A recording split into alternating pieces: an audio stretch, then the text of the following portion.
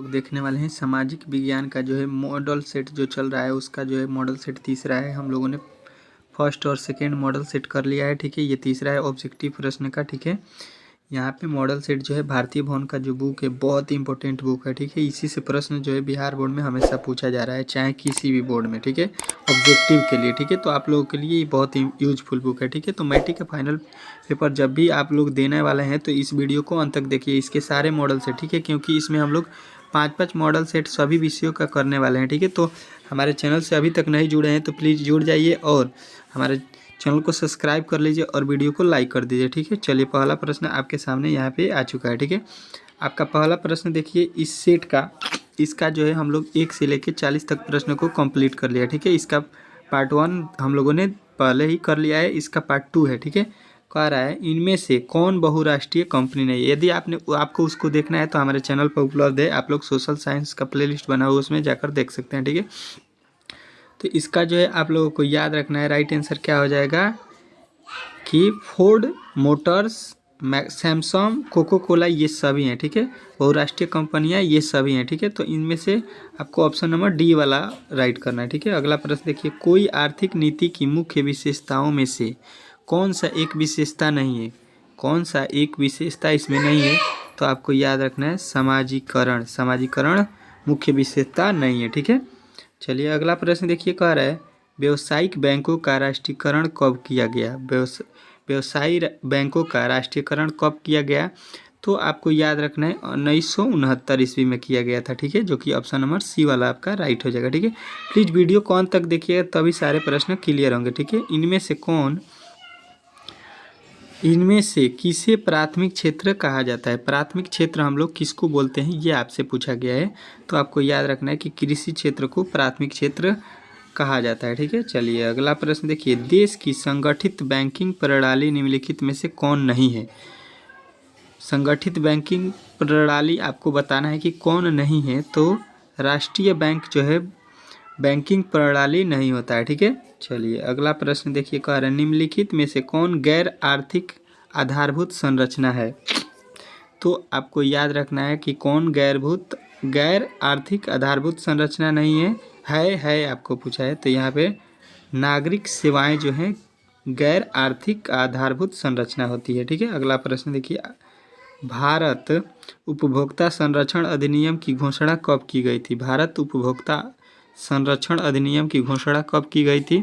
तो आपको याद रखना है कि 1996 ईस्वी में किया गया था, ठीक है।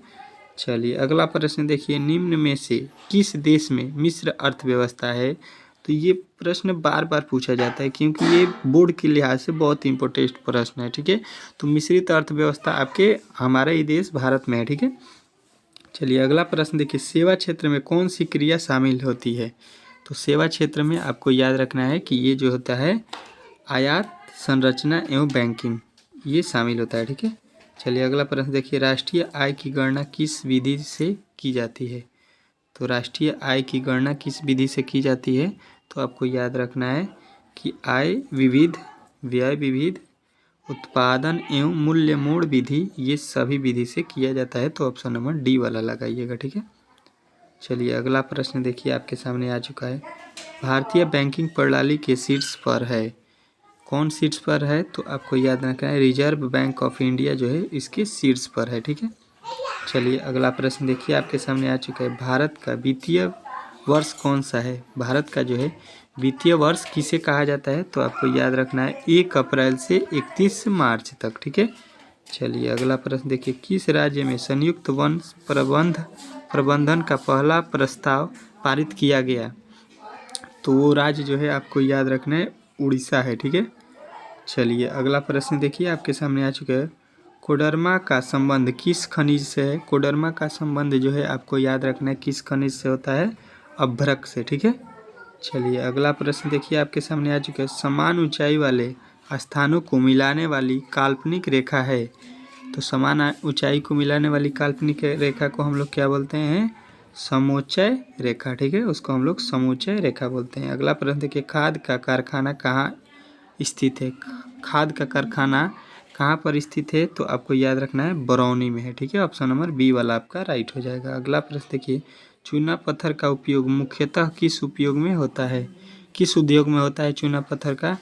तो आपको याद रखना है सीमेंट उद्योग में होता है चूना पत्थर का उपयोग। ठीक है, चलिए अगला प्रश्न देखिए, कह रहा है निम्नलिखित में से कौन गन्ना उत्पादन जिला नहीं है? गन्ना उत्पादन करने वाला कौन सा जिला नहीं है? तो आपको याद रखना है मुजफ्फरपुर जो है उसमें गन्ना का उत्पादन नहीं होता है। ठीक है, चलिए अगला प्रश्न देखिए आपके सामने आ चुका है। कह रहे बिहार के जूट उत्पादन में, बिहार के जो है जूट उत्पादन में वृद्धि हो रही है। ठीक है, आपको बताना है कि बिहार के जूट उत्पादन में क्या हो रहा है? तो वृद्धि हो रहा है। ठीक है, चलिए अगला प्रश्न देखिए, संजय जैविक गादी उद्यान कहाँ है? संजय जैविक गादी उद्यान जो है आपको पटना में है। ठीक है, ऑप्शन नंबर ए वाला लगाइएगा। ठीक है, चलिए अगला प्रश्न देखिए, काली मृदा का दूसरा नाम क्या है? बहुत ही इंपॉर्टेंट प्रश्न है, बार बार पूछता है, तो इसको आप लोग लगाना है रेगुर मृदा, जो कि ऑप्शन नंबर बी वाला आपका राइट हो जाएगा। ठीक है, अगला प्रश्न देखिए, राउरकेला इस्पात संयंत्र कहाँ है? तो आपको याद रखना है ये जो है आपका उड़ीसा में है। ठीक है, चलिए अगला प्रश्न देखिए आपके सामने आ चुका है, विश्व में दूध का सर्वाधिक उत्पादन करने वाला देश है? कौन सा देश है विश्व में सबसे अधिक दूध का उत्पादन करने वाला? तो वो भारत है, सबसे अधिक उत्पादन करने वाला। ठीक है, चलिए अगला प्रश्न देखिए, द्वितीय पृथ्वी सम्मेलन का आयोजन कहाँ हुआ था? तो द्वितीय पृथ्वी सम्मेलन का आयोजन जो है आपको याद रखना है न्यूयॉर्क में हुआ था। ठीक है, चलिए अगला प्रश्न देखिए आपके सामने आ चुका है, बिहार में अति दल दोहन से किस तत्व का संकेंद्रण बढ़ा? तो आपको याद रखना है कि वो आर्सेनिक का। ठीक है, आर्सेनिक का बढ़ा। ठीक है, चलिए अगला प्रश्न देखिए, ग्रीन बुक में शामिल किया गया, ग्रीन बुक में किसे शामिल किया गया? तो आपको याद रखना है आधार पशुओं की सूची। ठीक है, असाधारण पशुओं की शामिल किया गया था। ठीक है, चलिए अगला प्रश्न देखिए, कह रहा है 1 टन इस्पात बनाने में कितने मैग्नीशियम का उपयोग होता है? ठीक है, तो आपको याद रखना है कि उसमें जो है 10 किलोग्राम का। ठीक है, चलिए अगला प्रश्न देखिए, कह रहे निम्नलिखित में से कौन ऊर्जा स्रोत का नवीकरणीय है?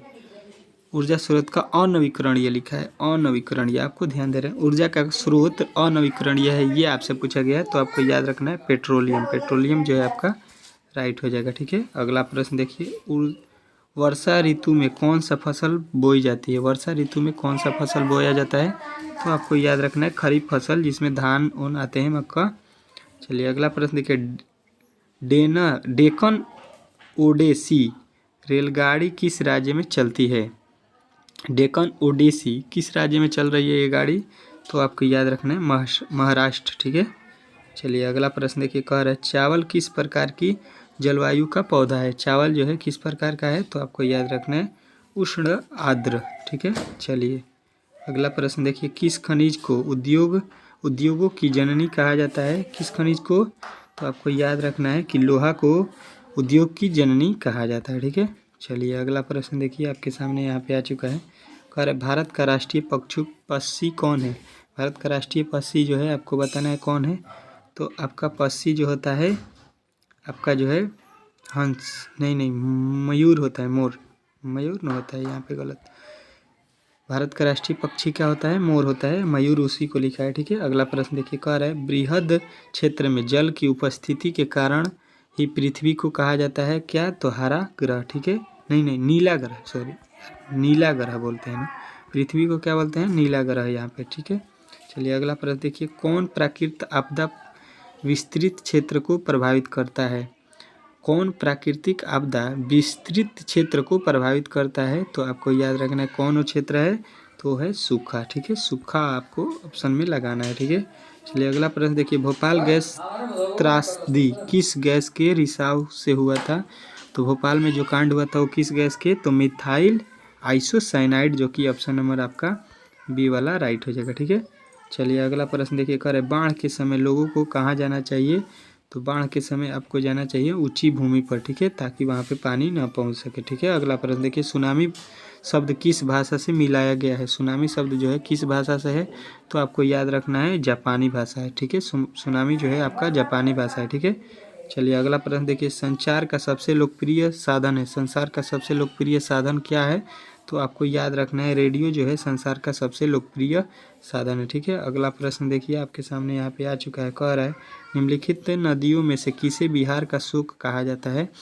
तो बिहार जो है आपको बताना है कि कोसी नदी को बिहार का शुक नदी भी कहा जाता है। ठीक है, यहाँ पे हम लोगों ने इस सेट का टोटल 80 ठो प्रश्न कंप्लीट कर लिए हैं। सोशल साइंस का ये तीसरा सेट था जिसमें 80 ठो प्रश्न हमने कंप्लीट किया है। ठीक है, वीडियो अच्छा लगा हो तो प्लीज़ चैनल को सब्सक्राइब करें और वीडियो को लाइक करें, क्योंकि इस पर जो है 5-5 सेट सभी विषयों का हम लोग करने वाले हैं। Math, Hindi, social science, science और संस्कृत हिंदी सभी विषयों का 5-5 सेट करने वाले हैं। तो उस सेट को देखने के लिए आप लोग चैनल को सब्सक्राइब कर सकते हैं। ठीक है।